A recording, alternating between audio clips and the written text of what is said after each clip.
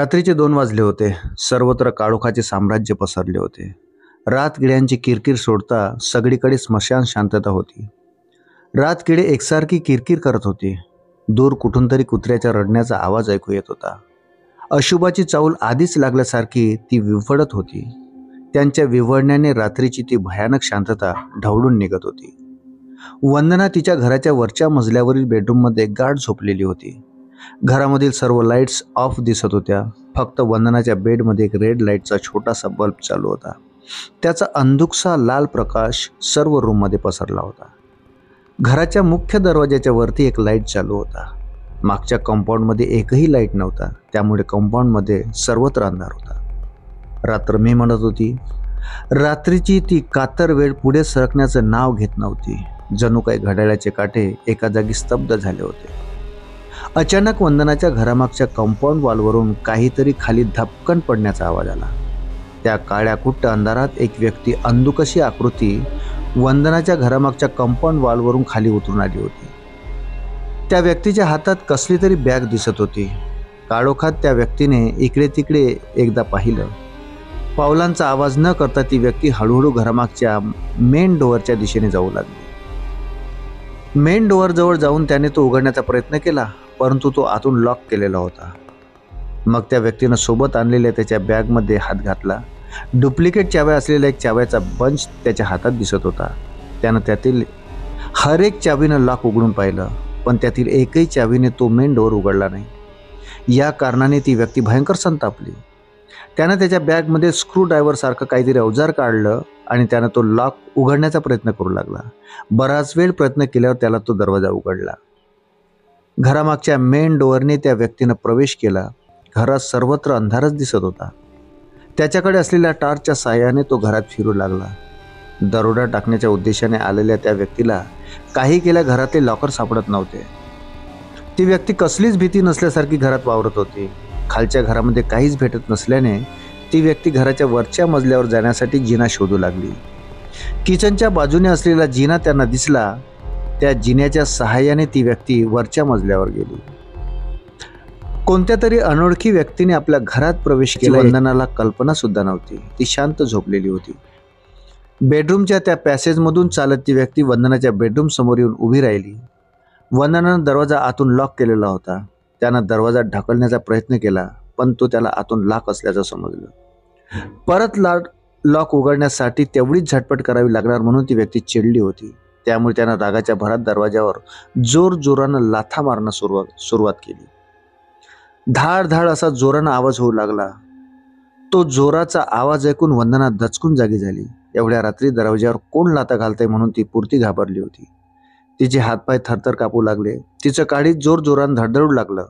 वंदना मोठ्याने ओरडून विचारू लागली, कोण आहे ते? एवढ्या रात्रीत कसे काय घुसलात? समोरून काहीच उत्तर येत नव्हतं.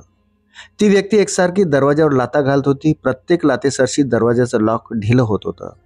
वंदनाची भीतीनं गाळण उडाली होती. काय करावं काही सुचत नव्हतं.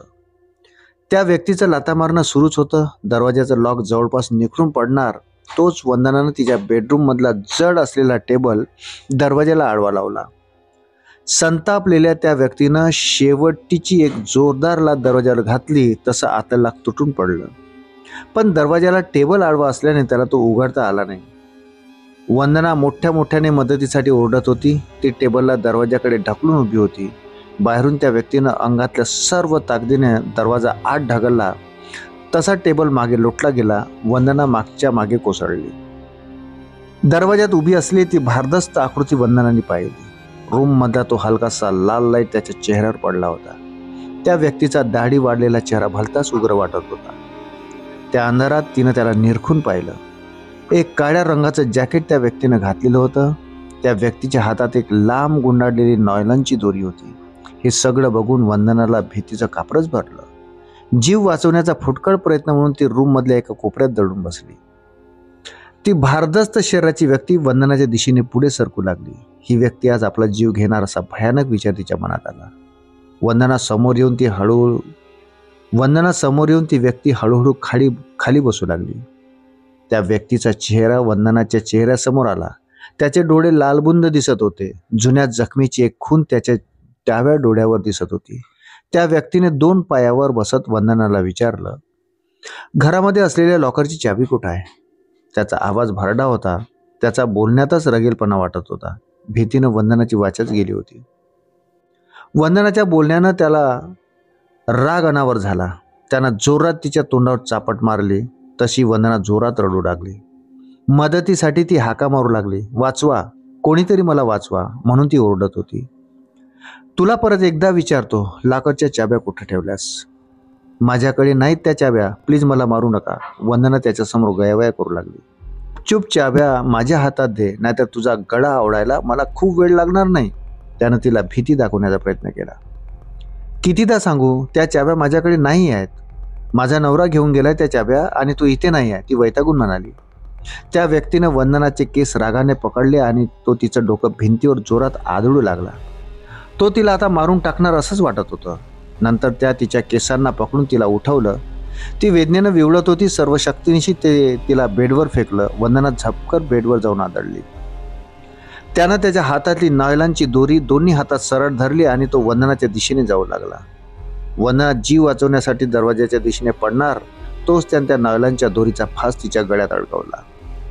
तो फास वंदनाच्या गळ्याभोवती घट्ट होऊ लागला. ती तिचे हातपाय झटपटू लागली. तिचा श्वास घुसमटू लागला. तिची ताकद त्या व्यक्तीसमोर कमी पडू लागली. जीव वाचवण्याचे तिचे सगळे प्रयत्न फोल ठरू लागले. तेवढ्यात एका लोखंडी रॉडचा खणखण आवाज आला. अचानक तिच्या गळ्याभोवती असलेल्या दोरीचा फास सैल झाला. तिच्या मागं उभी असलेली ती व्यक्ती धाडकन खाली कोसळली. वंदना जोरजोराने धापा टाकू लागली. क्षणभर काय झालं हे तिला कळलंच नाही. गळ्याभोवतीची दोरी बाजूला करत वंदनानं मागं वळून पाहिलं. तिच्या मागे झालेला प्रकार पाहून तिचं डोकं गरगरायला लागलं. तिला तिच्या डोळ्यावर विश्वास बसत नव्हता. ती उग्र चेहऱ्याची व्यक्ती रक्ताच्या थारोड्यात पडली होती. त्याच्या डोक्यातून एकसारखं रक्त बाहेर येत होतं. बाजूलाच तिची मुलगी रितू हातात लोखंडी रॉड घेऊन उभी होती. त्या रॉडवरून रक्त ओघळत ते खाली टपकत होतं. आणि त्या क्षणी गाढ झोपेत असलेली वंदना या भयानक स्वप्नाच्या पिंजऱ्यातून दचकून जागी झाली. तिच्या चेहऱ्यावर सर्वत्र घाम दिसत होता. खूप वेळची दारावरची डोअरबेल वाजत होती. त्या आवाजानं तिला जाग आली. तिनं घड्याळामध्ये पाहिलं तेव्हा रात्रीचे 11 वाजले होते. तिचा पती सुभाष ऑफिसच्या कामानिमित्ताने उशिरा येणार होता असं त्यानं तिला फोनवरून सांगितलं होतं. कदाचित ते तिच्या लक्षातून गेलं असावं. विचित्र पडलेल्या स्वप्नामुळे ती अतिशय घाबरलेल्या अवस्थेत होती.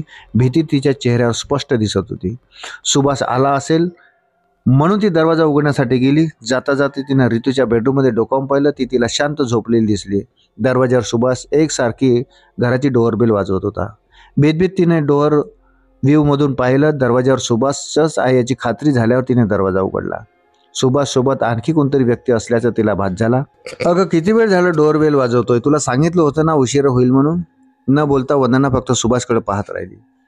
आणि एवढी का घाबरलीस तू? वंदना सुभाषकडे फक्त पाहत राहिली. सुभाष, तुझ्यासोबत आणखी कोणी आलं होतं का? वंदनानं त्याला विचारलं. नाही ग, माझ्यासोबत कोण कशाला असेल, असं म्हणून तो घरात गेला. त्यानं वंदनाला दरवाजा लावून घेण्यास सांगितलं. वंदना दरवाजा लावणार तोच घराच्या गेट जवळून एक व्यक्ती तिच्याकडे एकटक पाहत असल्यासारखं तिला वाटू लागलं. तिनं थोडं नीट निरखून पाहिलं. त्या व्यक्तीला अंगावर काळ्या रंगाचे जॅकेट घातले होते. त्याची दाढी विक्षिप्त पद्धतीने वाढलेली दिसत होती. त्याच्या हातात एक कसली तरी बॅग होती. क्लेप्टोफोबियाने त्रस्त झालेल्या वंदनाला तिच्या स्वप्नातील व्यक्ती अस्तित्वात असल्याचा भास होऊ लागला. मित्रांनो, कशी वाटली आपल्याला ही रोमहर्षक कथा ते कमेंटमध्ये जरूर लिहा. आणि आपण जर माझ्या चॅनलवर नवीन असाल तर कृपया माझ्या चॅनलला सबस्क्राईब करायला विसरू नका. भेटूया पुन्हा अशाच रोमांचकारी कथेसोबत. तोपर्यंत जय हिंद, जय महाराष्ट्र.